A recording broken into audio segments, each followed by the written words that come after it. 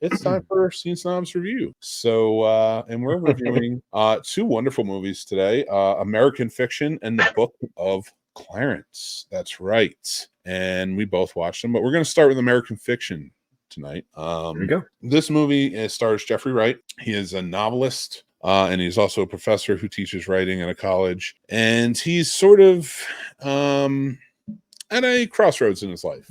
His books aren't selling well. He has a distinctive voice, and he keeps getting pushed to, as a black man, he keeps getting pushed to write in more of what's considered a black tone of sorts, or a voice. And he doesn't feel that he has to change his tone or his voice because he is a black man, and that his voice as it is should be representative of enough. And within that, he does drunkenly one night write a book that he has asked to write, and it becomes this overnight sensation. He does it under a pseudonym.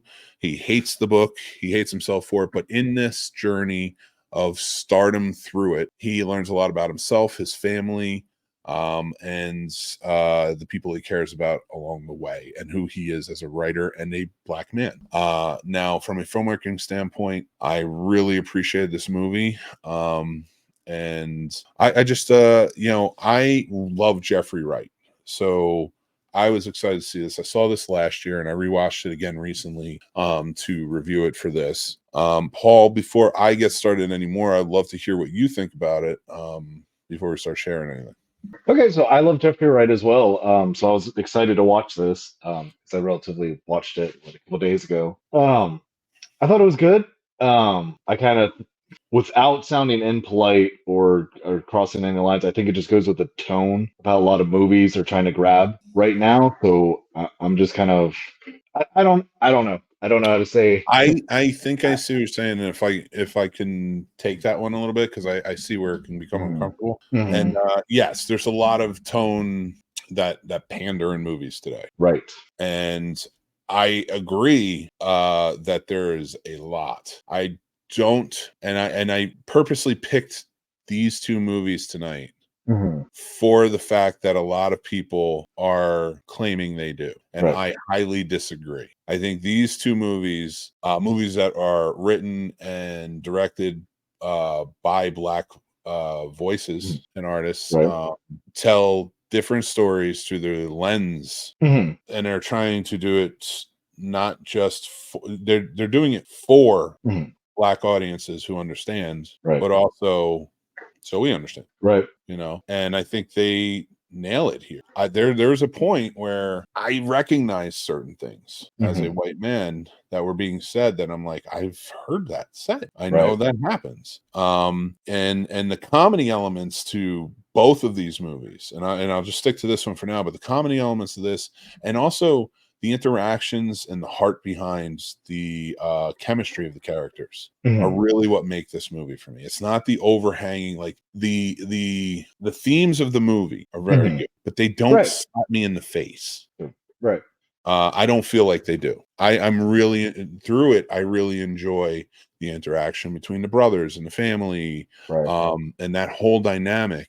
Everything else feels very secondary to that. Like the looming factor of he wrote this book and he's like self-loathing over it is all secondary to me in this. I got you. So and that's why I almost liked it, is like, because it feels to me when I'm being told through the story is, as a black man, he has to deal with all of these things, this life. He's dealing with family, he's dealing with a relationship, he's dealing with this, that, and the other thing. And then he also has to deal with things just because he's black, just because of his race. So, and that's what I took from it when I watched this, but it didn't feel like it was like, pandering. It didn't feel like it was heavy-handed or slapping me in the face with anything. It just felt like a really good story.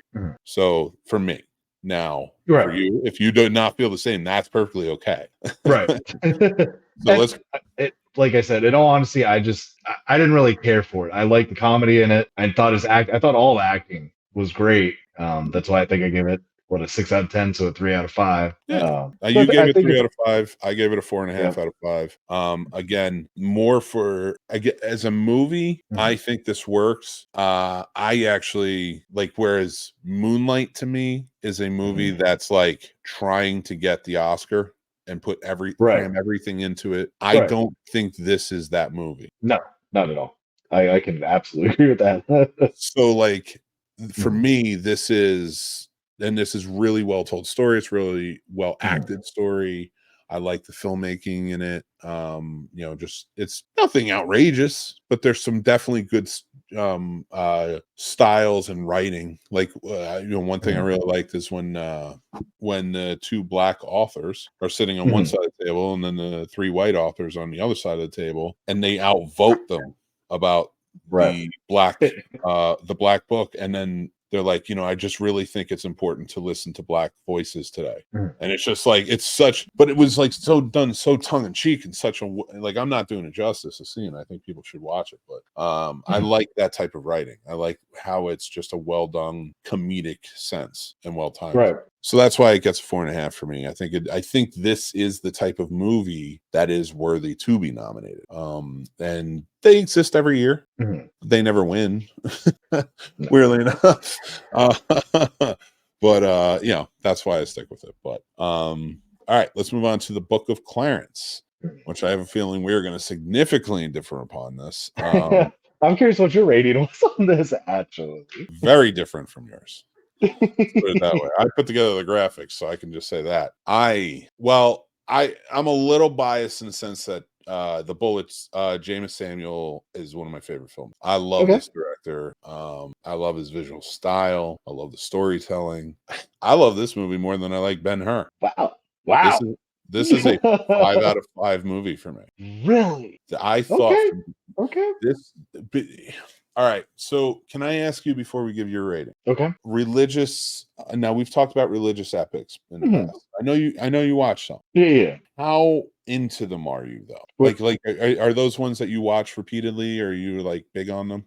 Like I just said, Ben-Hur or like King of Kings or The Greatest Story. I wouldn't say I watch them all the time. Like I have watched them, and I guess I have a special place for me, like The Robe or things like that. But yeah.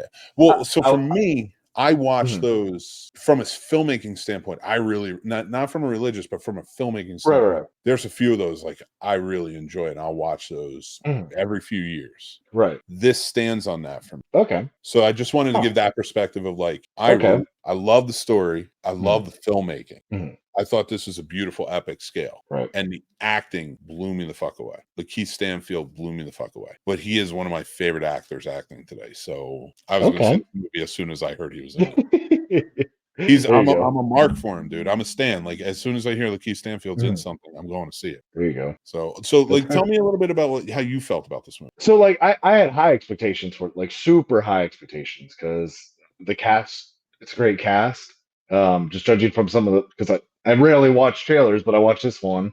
So I was like, oh, the visuals are going to be a lot of fun too. I enjoy a good, not retelling, fictional depiction of something that happened, during a religious time in this instance. I won't say historical so I don't piss off everybody, but I typically enjoy the style of movie. So I was like, oh, this is going to be a lot of fun. And unfortunately for me, like I watched it with a few other people, the jokes just didn't hit like that. Like we all knew what was about to be said and stuff, and we were rarely laughing a majority of that movie.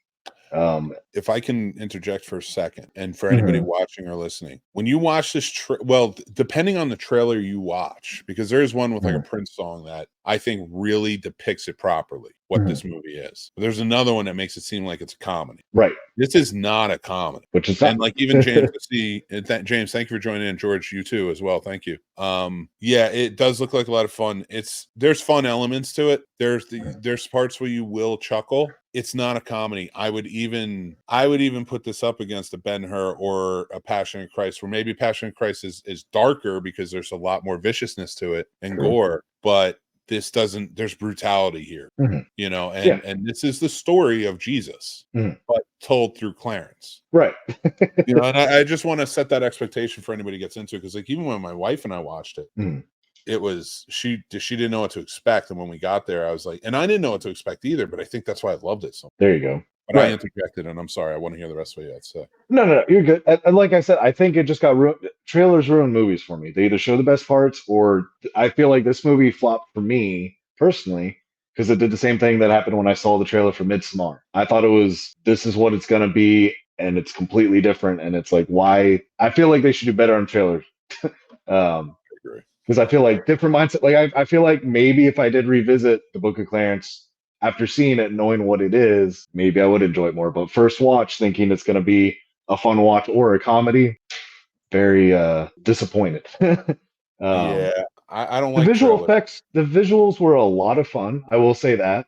And I thought it was a solid story. I like the story of the, his brother being Thomas and all that, and how they went back and forth. And his acting is superb. Like you almost, even though I know that he doesn't have a twin, you almost thought that he has a brother that's not like him mentally at all. Just in how they carried himself. And so, I commend him on that. On the acting was good, but yeah, But unfortunately, this one just didn't. I get it, and I get it. And before we throw out the ratings, I just want to say, like, one thing I really liked about this is I thought going into this he was going to be a con man, and he kind of wasn't. Yes, he was saying he was a messiah, but he was teaching what he believed. Right. Like, yes, he was doing what he was calling tricks, but essentially he was just following Jesus's what he truly thought were tricks. Right. And as he goes on and he realizes, oh, I'm pulling these tricks, but like Jesus is really doing this. Right. And I loved it. But I think through it all and him realizing like I'm freeing slaves, I'm doing this good. I'm actually doing this, but he still feels so guilty because he realizes Jesus is not a fraud, but I am. Right. But he's not a fraud. He's teaching. Right. I love the layers of like he's teaching knowledge over belief, but while he's believing, because as we're seeing it, Jesus exists. Jesus is a miracle maker. I even love the fact that we get an explanation for white Jesus. Right. And I don't want to ruin that for anybody. You get a chance to go and see it because it's really well done in my opinion. You didn't like that? I like that. Okay. Fair. I mean, no, I thought it was cute, and I'm not trying to give spoilers like you just said, but there were certain parts that I respected. Like you said, seeing that all of a sudden he's believing, like you just said. Yeah, it turns and well, yeah. The whole Judas. I like the take on Barabbas. I like the take on Judas. Barabbas, yeah. Pontius Pilate. Like James McAvoy did a great job in Pontius Pilate. So all through that, I had a really good time with this movie. Not in so much a fun way, but in a way where honestly, I just think it was a beautiful story. And I think it was really well acted and really well shot. And it's a 5 out of 5 for me. And it is a 1.5 out of you. From you, and you're fine. No, I'm just kidding. But no. I accept your answer. It's your opinion. But it hurts my heart a little bit because I love this movie. And but I'll rewatch it with different eyes just to see if my rating goes up because I respect yours too. I'm gonna rewatch it too, and I'm gonna rewatch it with your eyes and see what I. I know I am because I'm gonna see what you say, like with the laughs and stuff. Because I didn't watch it for the laughs, right? So maybe that is something that like kind of just I didn't take into account. Maybe I should. Maybe it just won't land with. I'll find imperfection. But kind of finishing out tonight, guys. Mixed movie pick, of course, was how we finished the show out. And this is from the year 1969. That's something a little bit different from you guys tonight. It's a short film from 1969, and you can find it right on YouTube. In fact, I might link it below. I'll do that, very soon. But it is Bambi Meets Godzilla. We're doing a lot of work with Godzilla lately. And if you haven't, this is a very funny satirical short film that was made in 1969. I know it sort of seems like it gives it away, but watch it anyway. It's well done. Everything is very good about this. That's why that is the movie poster. It's not it. So go check it out. Bambi versus Godzilla. But I want to say thank you to everyone who came on tonight, hung out. Thank you to you, Paul. Thank you for co-hosting with me, being my buddy on this magic carpet ride. And you'll be back again next week. We'll be doing Heartbreak, and Trevor will be back. Derek will be back. I did get a message from him. Fortunately, they had a power outage, and that's what happened. So he will be back, and thank you. And hopefully maybe a couple more will join in. But we are excited. Guys, make sure you like, make sure you subscribe, make sure you hit that bell so you know when other great episodes of this come out as well. But next week we're going to be doing Side B, Heartbreak.